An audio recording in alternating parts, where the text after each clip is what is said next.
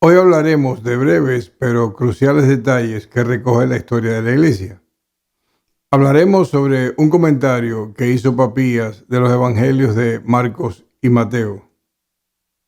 Esto que vamos a leer está escrito en Historia Eclesiástica de Eusebio, en el libro 3, capítulo 39. Este es Eusebio o citando a Papías. En el mismo escrito cita otras interpretaciones de las palabras del Señor, dadas por el Aristión, mencionado anteriormente, y tradiciones de Juan el Presbítero. Pero ahora nos vemos obligados a añadir a las palabras ya citadas de él, de Papías, una tradición sobre el Marcos que escribió el Evangelio, que expone de la siguiente manera.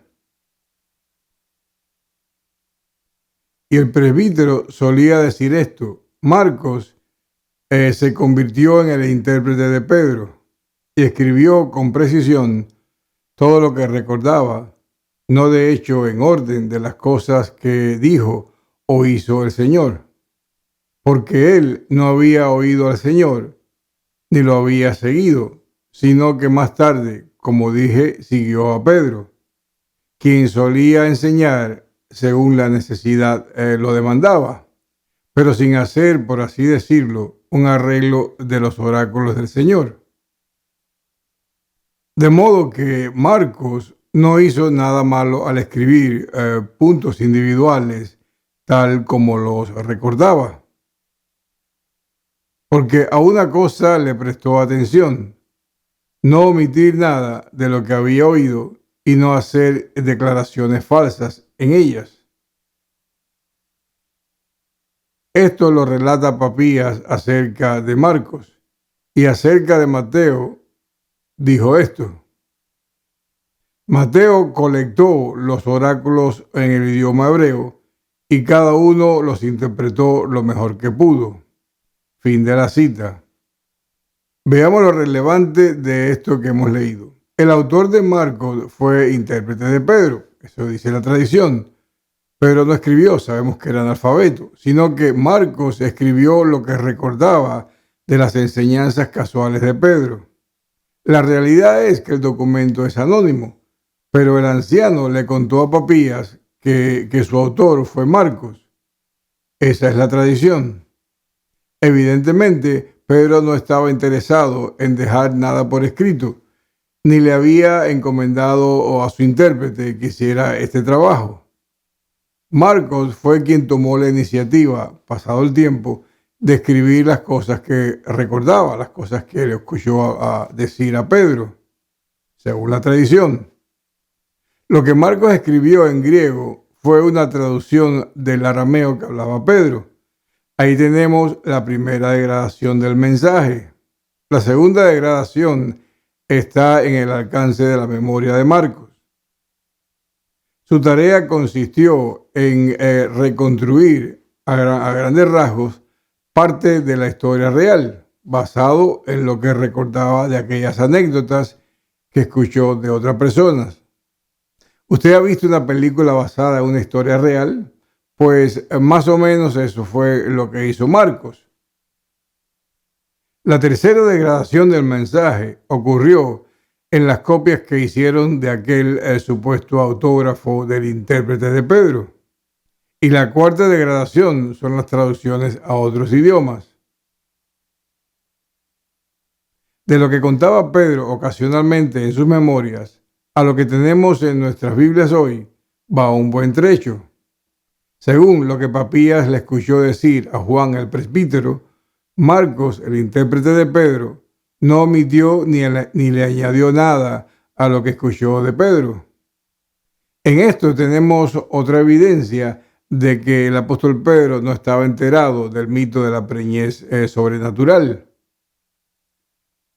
Pues en el documento que lleva el nombre de Marcos no aparece la fantástica historia por ningún lado.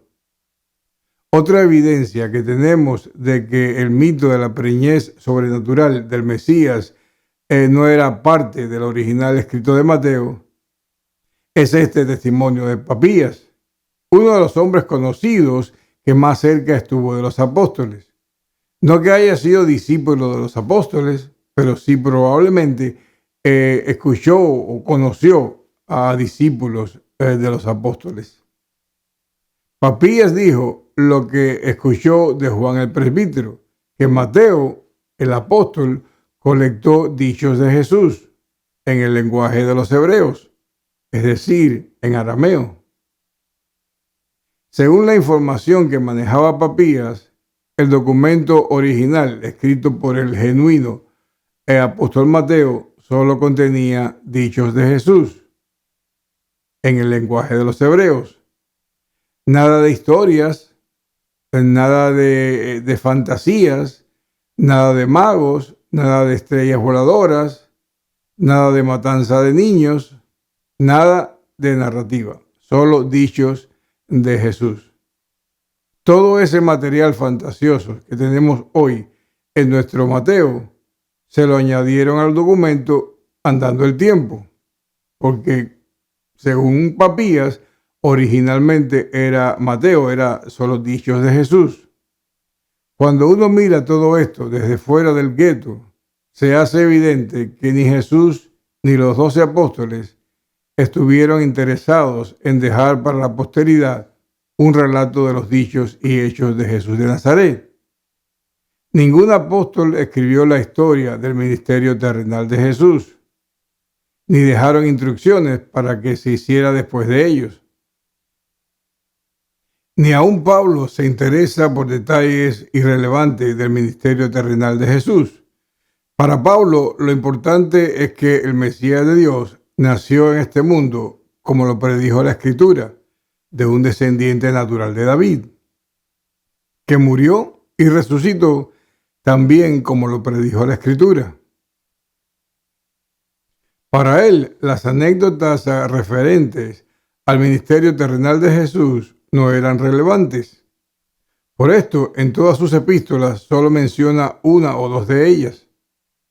La única manera que los relatos y los dichos de Jesús de Nazaret pudieran ser tenidos como históricamente confiables sería que lo hubieran escrito los mismos apóstoles. Pero ese no es el caso.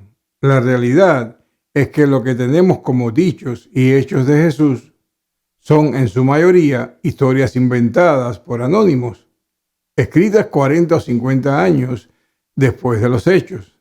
Y sabemos que la memoria humana no da para recordar hechos y dichos con tanta precisión después que ha pasado un tiempo. Sabemos también que aquello de la inspiración divina de estos documentos es un mito, es una gran mentira. De una cosa estamos seguros, pues todos coinciden, y es que Jesús vivió en aquella época y en aquella región, murió y resucitó. Lo demás es inexacto y no sirve para crear dogmas, pues está basado en lo que la memoria humana puede alcanzar, e influenciado por la personalidad e intereses particulares de los autores que escribieron estos documentos después de la muerte de los apóstoles. Pero los paganos que tomaron el control de la iglesia después de los apóstoles sí estaban interesados en escribir su versión de los hechos y crear la base para un falso cristianismo que lamentablemente es el que tenemos hoy en nuestras Biblias.